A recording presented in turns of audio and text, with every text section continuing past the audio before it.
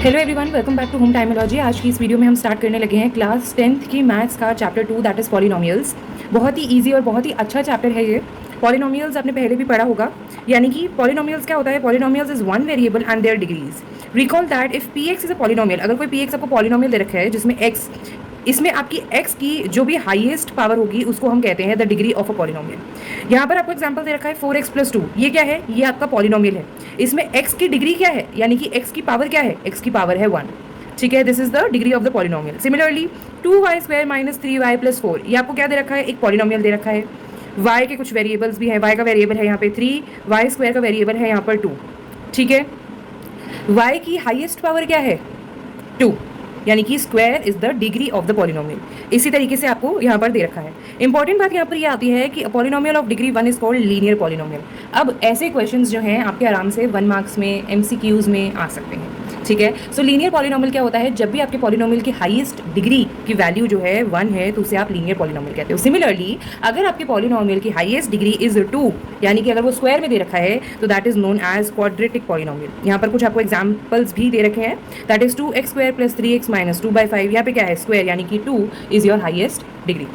Now अगर आपकी degree 3 है तब क्या होगा? यहाँ पर लिखा है any quadratic polynomial in x is of the form ax² + bx + c where a, b, c are real numbers and a is not equal to 0। कोई भी आपका जो क्वाड्रेटिक पॉलिनोमियल होगा, क्वाड्रेटिक पॉलिनोमियल यानी कि जिसकी हाईएस्ट डिग्री 2 है, वो किस फॉर्म में होगा? ax² + bx + c की फॉर्म में होगा, जहाँ पर a, b और c जो भी आपका वेरिएबल है, जो भी आपका जो वैल्यू है a, b और c की, वो आपके रियल नंबर्स होंगे। ठीक है, जहाँ पर a की वैल्यू कैन नॉट बी 0, क्योंकि अगर a की वैल्यू 0 हो जाएगी तो ये टर्म पूरा 0 हो जाएगा, तो वो क्वाड्रेटिक पॉलिनोमियल नहीं बचेगा, फिर वो सिर्फ लीनियर पॉलिनोमियल बचेगा। बात हम यहाँ पे क्वाड्रेटिक पॉलिनोमियल की ही कर रहे हैं। दूसरी बात यहाँ पर आती है कि क्यूबिक पॉलिनोमियल क्या होता है? क्यूबिक पॉलिनोमियल वो होता है जिसकी हाईएस्ट डिग्री जो है, जो वैल्यू है उसकी, वो 3 हो। यहाँ पर आपको कुछ एग्जाम्पल दे रखा है।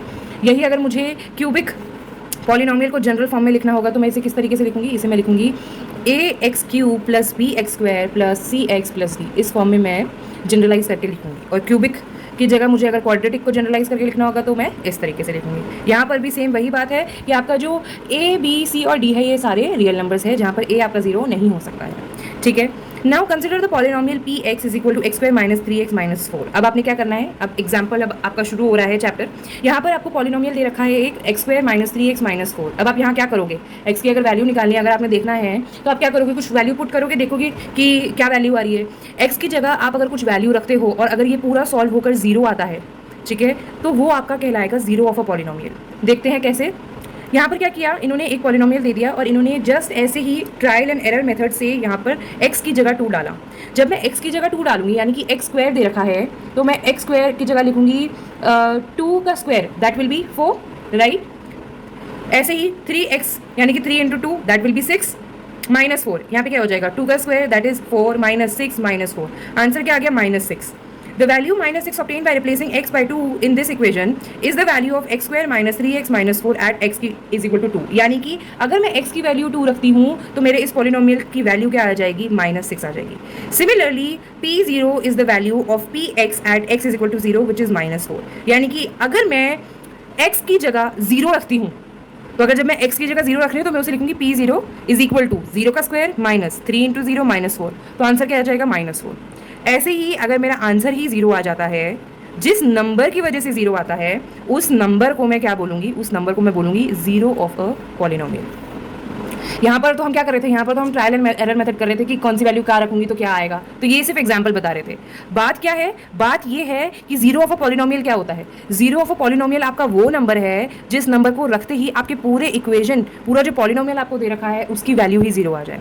तो यहाँ पर क्या दे रखा है कि अगर मैं p की जगह -1 रखती हूँ तो मेरा आंसर क्या आ रहा है? 0। यानी कि -1 क्या हो गया? -1 मेरा 0 हो गया, जीरो ऑफ अ पॉलिनोमियल हो गया। ठीक है, सिमिलरली p4, तो मेरा ये 4 क्या हो गया? 4 is a zero of a polynomial. So it is if pk = 0, और ये k क्या होगा? k विल बी और zero of a polynomial. I hope this is clear. अभी आगे जब हम क्वेश्चंस करेंगे तो it will be more clear for you. ठीक है, clear to you. You have already studied in class 9 how to find the zeros of a linear polynomial. आपको पता है कि लीनियर पॉलिनोमियल यानी कि जिसकी हाईएस्ट डिग्री क्या है? 1 है, उसकी वैल्यू हमें कैसे निकालनी है। तो आपने ये सिंपल से क्वेश्चंस तो कर रखे हैं कि 2x + 3 दे रखा है, तो इसके अंदर में से क्या वैल्यू रखूँ कि इसकी पूरी जो वैल्यू है वो 0 हो जाए। ये तो आपने देखा है। तो इसका जनरली इसको हम क्या बोलेंगे? Zero of the linear polynomial. The zero of the linear polynomial ax + b, ये ax + b की फॉर्म में है। A x plus b is minus b by a. ठीक है, तो आप क्या कर सकते हो, वैल्यू या तो पुट कर करके ट्रायल एंड एरर मेथड से भी जीरो ऑफ अ पॉलिनोमियल निकाल सकते हो, या फिर सिंपली ये वाला फॉर्मूला यूज करके zero of a polynomial find out कर सकते हो। तो इस चैप्टर में हम यही फॉर्मूला यूज करेंगे जीरो ऑफ अ पॉलिनोमियल निकालने के लिए, that is minus b upon a. यहाँ पर जो भी बी की वैल्यू दे रखी होगी माइनस में, और यहाँ पर जो भी ए की वैल्यू दे रखी होगी, ठीक है, that is minus constant term, यहाँ पे कोई भी कॉन्स्टेंट टर्म हो सकती है, अपॉन कोएफिशिएंट ऑफ एक्स। ठीक है, coming on to the other one, यहाँ पर इसी तरीके से आप इसको ग्राफ में भी बता सकते हो कि क्या क्या वैल्यू आई है। ये हमने इक्वेशन ली थी 2x प्लस 3, एक्स की वैल्यू हमने क्या रखी, एक्स की वैल्यू हमने -2 रखी और 2 भी रखी। तो यहाँ इसकी वैल्यू क्या आई, जब हमने एक्स की वैल्यू -2 रखी, यहाँ पर जब मैं -2 रखूंगी तो क्या हो जाएगा, 4 into -2 is -4 plus 3 that will B -1, तो मेरी ये वैल्यू आई। सिमिलरली एक्स की वैल्यू जब मैंने 2 रखी तो मेरी 7 वैल्यू आई। तो ये मैं एक्स एक्सिस में बता दूंगी और ये मैं वाई एक्सिस में बता दूंगी। तो यहाँ पर इसी तरीके से मार्क हो रखा है, एक्स एक्सिस में क्या है -2 और वाई एक्सिस में है -1। तो यहाँ पर -2 एक्स एक्सिस, -1 नीचे वाई एक्सिस, ये आपका एक पॉइंट मार्क हो गया इस इक्वेशन का। सो ये सारे हम क्या कर रहे हैं, इक्वेशन के पॉइंट्स मार्क कर रहे हैं कि ग्राफ में इस इक्वेशन, ये जो लाइन बनेगी वो कौन कौन से पॉइंट को टच करते हुए बनेगी, इस वजह से हम वैल्यूज निकलते हैं। ठीक है, I hope this is clear, right. So कुछ इस तरीके का यहाँ पर आपको पैराबोला भी दे रखा है कि पैराबोला क्या होता है, इस तरीके की शेप में होता है। Any quadratic polynomial ax square plus bx plus c where a is not equal to 0, the graph of a corresponding equation has one of two shapes, either open upwards like this or open downwards. कभी भी जब आपकी equation इस तरीके से दे रखी होती है तो जनरली जो आपका ग्राफ बनता है वो इन्हीं दो तरीके की शेप का बनता है। अगर ऊपर की तरफ खुला हो कुछ इस तरीके से, या नीचे की तरफ बना हो कुछ इस तरीके से, तो इसे हम क्या कहेंगे, पैराबोला कहेंगे।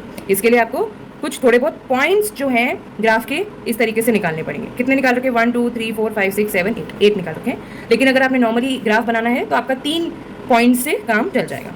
ठीक है, this is how your points has been given. यहाँ पर आपके पेज नंबर 24 25 में आपके पॉइंट्स दे रखे हैं कि किस तरीके से मार्क करने हैं। Coming on to the page number 28, यहाँ पर आपको दे रखा है सबसे इंपॉर्टेंट चीज़, जहाँ पर आपका चैप्टर होता है relationship between zeros and coefficient of a polynomial. जो हम जीरोज निकाल रहे हैं, हमने देखा था अभी फॉर्मूला जीरो निकालने का, that is -b upon a, minus constant term upon coefficient of x. उसका कोएफिशिएंट्स के साथ क्या रिलेशनशिप है। ठीक है, सो हमें क्या दे रखा है, हमें दे रखा है px 2x square minus 8x plus 6। In class 9th you have learn how to factorize quadratic polynomials. हमने देखा है कि हम कैसे फैक्टराइज करने हैं मिडिल टर्म्स के साथ। क्या आपको इसको फैक्टराइज करना आता है, नहीं आता है तो you can go watch the video in my channel. Factorization class 8 के ऊपर मैंने वीडियोस बना रखी हैं, उसमें जब हम आइडेंटिटी 4 यूज़ करते हैं तो आपको उससे थोड़ा बहुत आइडिया लग जाएगा। अदरवाइज अगर आप लोगों को मिडिल टर्म स्प्लिट नहीं आता है, let me know in the comment section below, I will make another video for that. So आपने क्या करना है, इसमें मिडिल टर्म स्प्लिट करना है। बेसिकली इसके मल्टीपल्स कुछ ऐसे ढूंढने हैं जो प्लस माइनस करके 8 ले आए।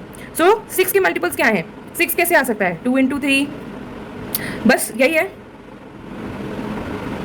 ठीक है, बट यहाँ पे हमें x का भी कुछ कोएफिशिएंट दे रखा है, that is 6 into 2 that is 12। तो हमें 12 के मल्टीपल्स ढूंढने पड़ेंगे, that is 6 into 2, 3 into 4 and 12 into 1। यही है, इनमें से ऐसा कौन सा है जो प्लस माइनस करके 8 बनाएगा, that will be 6 and 2। Sign क्या चाहिए हमें, यहाँ पे माइनस का साइन चाहिए, तो -6 into -2 this will give me +12 and -8। तो यही कर रखा है, मिडिल टर्म स्प्लिट कर रखा है। जब आप मिडिल टर्म स्प्लिट करते हो फिर आप कुछ कॉमन निकालते हो, उसके बाद आपके पास कुछ इस तरीके से आता है, this is what, this is your zeros of a polynomial. So अब हम देखेंगे इसमें क्या ऐसा वो बन रहा है, रिलेशनशिप बन रहा है, कुछ इस तरीके के आपके जो है वो फॉर्मूलेज बनते हैं। So the value of px that is 2x square minus 8x plus 6 is 0 when x minus 1 is equal to 0 और x minus 3 is equal to 0। x minus 1 is equal to 0 और x माइनस 3, ये वाली जो value दे रखी है, is equal to 0। तब जाके आपका, यानी कि जब आप x की वैल्यू 1 रखोगे या x की वैल्यू 3 रखोगे, तब जाके आपकी ये जो पॉलिनोमियल है इसकी वैल्यू जो है वो 0 आएगी। तो या तो आप इसे मिडिल टर्म स्प्लिट करके फैक्टराइज करके जीरोज ऑफ अ पॉलिनोमियल निकाल लो, वो भी निकाल सकते हो। या दूसरा तरीका क्या है, दूसरा तरीका है ये फॉर्मूलेस। ठीक है, that is sum of the zeros क्या होगा, sum of the zeros will be, या आपने दोनों सम लिखे 1 + 3, क्या है आपका सम 4। एक तो ये तरीका है, या फिर आप क्या कर सकते हो, आप कर सकते हो minus coefficient of x upon coefficient of x square. किस इक्वेशन के लिए है ये है क्वाड्रेटिक इक्वेशन के लिए, क्वाड्रेटिक पॉलिनोमियल के लिए है ये आपका फॉर्मूला, जहाँ पे आपको क्या करना है, minus coefficient of x upon coefficient of x square. यानी कि हमारा क्वाड्रेटिक पॉलिनोमियल कैसा होता है, ax square plus bx plus c, coefficient of x क्या होगा, b ही होगा, यानी कि -b अपॉन x स्क्वायर का कोएफिशिएंट क्या होगा, a होगा, यानी कि इसका फॉर्मूला क्या हो गया, -b upon a। Similarly product of zeros that will B 1 into 3। आपने ऑलरेडी जीरोज निकाल रखे हैं तो आपको पता है कि आपका प्रोडक्ट क्या आना चाहिए, 3 आना चाहिए। ये भी आप कर सकते हो या फिर आप सीधा ये वाला फॉर्मुला भी यूज कर सकते हो, that is constant term upon coefficient of x square. Constant term इसमें क्या होगी, सी, और कोएफिशिएंट ऑफ एक्स स्क्वायर क्या होगा, ए। तो सी की वैल्यू यहाँ क्या है, सी की वैल्यू है 6, तो मैं इज इक्वल टू 6 लिख देती हूँ। ए की वैल्यू क्या है, 2 है, तो मैं 2 लिख देती हूँ। क्या इसे कट करके मेरा 3 आंसर आ गया, यस और नो, राइट। सो हम फैक्टराइज करके भी कर सकते हैं और इस तरीके से डायरेक्ट फॉर्मुला भी यूज कर सकते हैं। I hope this is clear, ठीक है। यहाँ पर आपको दे रखा है alpha plus beta is equal to minus b upon a, that is zero of the polynomial, this is also zero of the polynomial. जब आप क्वाड्रेटिक पॉलिनोमियल के जीरोज निकालते हो तो आपके 2 जीरोज निकल कर आते हैं। सो दिस इज पहला, दिस इज दूसरा, तो इन्होंने जस्ट नेम दे रखा है। Similarly product of zeros of polynomial, तो आप उसको अल्फा इंटू बीटा करके लिखते हो, तो आप ये इस तरीके से भी इसको ध्यान से देख सकते हो। Clear, I hope this is clear to you. यहाँ तक अगर कोई डाउट है तो लेट मी नो। अब मैं आपको नेक्स्ट वीडियो में एग्जाम्पल्स भी सॉल्व करके दिखाऊंगी। यहाँ पर देखो आपको अच्छे तरीके से समराइज करके दे रखा है, this is on page number 30। आप सिर्फ यही वाले फॉर्मुलाज कर लोगे, ध्यान से समझ लोगे तो बहुत अच्छा हो जाएगा। सम ऑफ जीरोज यानी कि अल्फा प्लस बीटा, जो भी आपके 2 जीरोज आए हैं उसका सम इज इक्वल टू, ऐसे इस तरीके से भी निकाल सकते हो, that is minus b upon a. Minus b upon a का क्या मतलब है, मतलब ये है कि minus coefficient of x upon coefficient of x square. Similarly product of zeros को आप अल्फा इंटू बीटा भी लिख सकते हो, that is equal to c upon a. C upon a क्या है, that is constant term upon coefficient of x square. तो आपका क्या आ रहा है, जीरोज और कोएफिशिएंट के बीच का रिलेशनशिप बता रहा है कि क्या रिलेशनशिप, दे आर इक्वल, ठीक है। I hope this is clear, right? So with the examples, I'll see you in the next video. Thanks for watching. You have been a great learner.